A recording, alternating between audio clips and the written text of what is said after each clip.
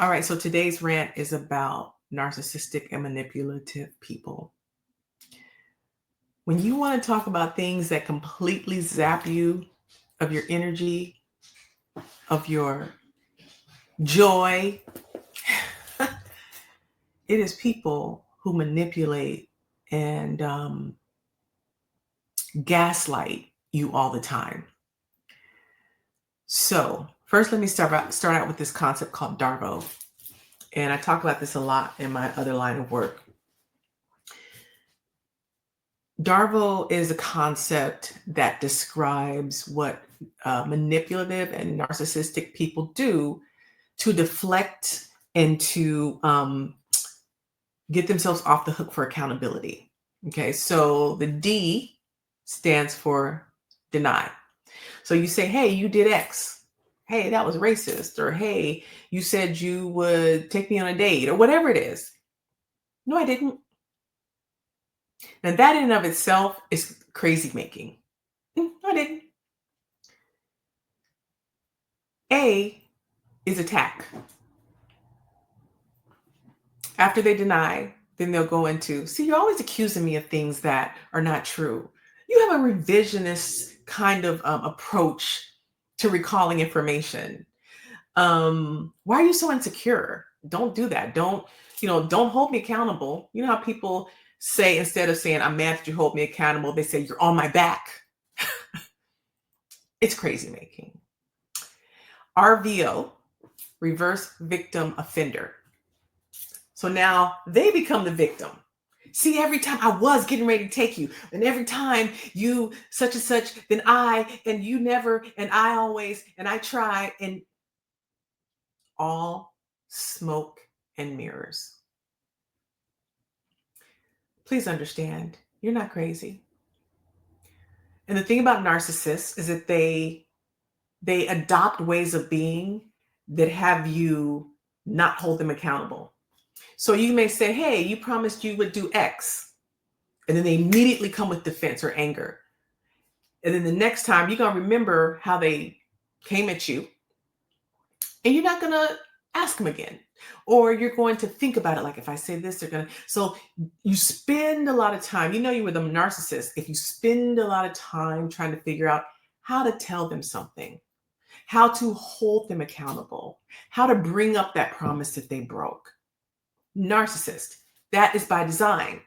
Because if you're really worn down, you won't ask no more. You'll just stop asking because you know what's coming at you when you do anything to hold them accountable or hold them to their word. That's all part of it. Another thing that happens is those circular conversations. You know, the ones where you ask a very direct question and next thing you know, you're talking about the Seahawks or the sale at Target or their car broke down. Something other than the direct line of questioning. That's part of the wearing you down, the disorientation, the making you not even want to bother anymore. Somebody's listening to this that just doesn't ask for accountability anymore, doesn't hold expectations because it's easier to do it yourself or easier to just act like you don't see than to hold somebody accountable who has already made it clear, you won't hold me accountable. Another thing that happens is the gradual abuse. I was with somebody one time and they said, oh, you look good in red. I like that. That's nice. You look great in red. Next time, something to the effect of, where's that red dress? Next time is something to the effect of, you gonna wear that? Then that looks horrible on you. And then it just, right, there's this gradual thing that tests your tolerance of how much abuse and disrespect you can take. And that's all part of it. Another thing that I find very exhausting is this idea that common sense things aren't common sense. 1 + 1 will always equal 2.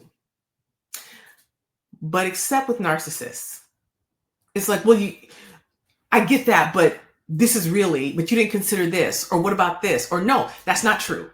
In this case, there's always these exceptions to how they process information that goes against absolute common sense. Another thing to be mindful about, there's this saying, God is not the author of confusion. Why, when I ask you a simple question, am I always confused? I got a doctorate. Listen, people pay me to go into their organizations and communicate.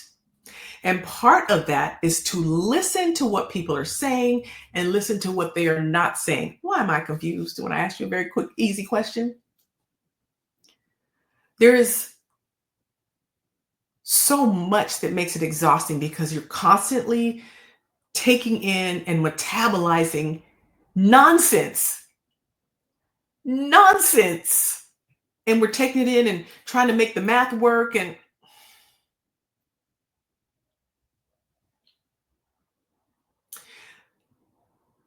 what I can say, what I can say is that who's ever listening to this, you know better. You know what it is. And the question to ask is why? Why do I accept it? What is it in here that says that's okay to do to me? I'm going to accept that. What is it about you that you need to work through? What are some of those trauma wounds and stuff that you need to focus on? Listen, I went to a therapist because I did not know about what DARVA was. I did not know about narcissism. And I'm going to end it with saying this because this is a huge, huge, huge one.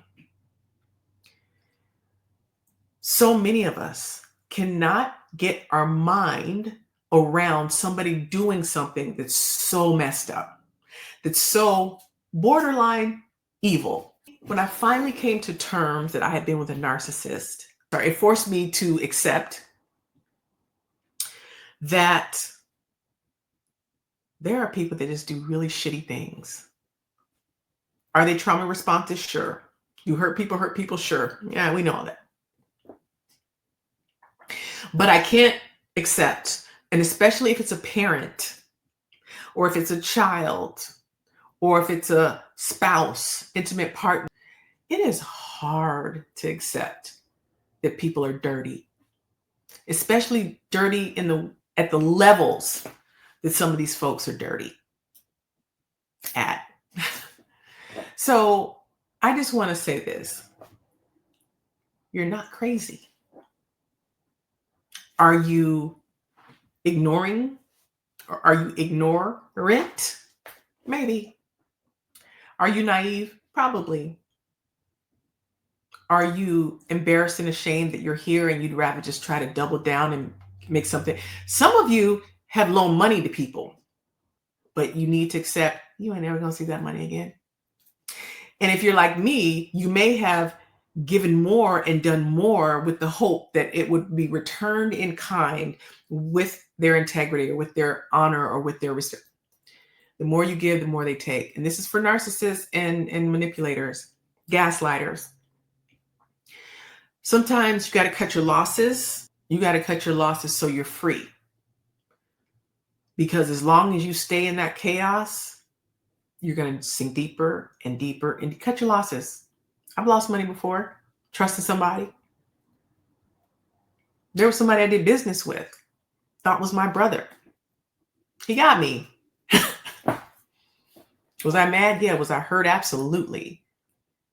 But at some point, you cut your losses so you can be free. Take the lesson, keep going. So that's my 10-minute rant, y'all. Narcissists, manipulators, gaslighters, it's all intentional. It's all strategic. But I wish you love. I wish you well. But I also wish you discernment. And I also wish you courage. And I also wish you some boldness and some not today.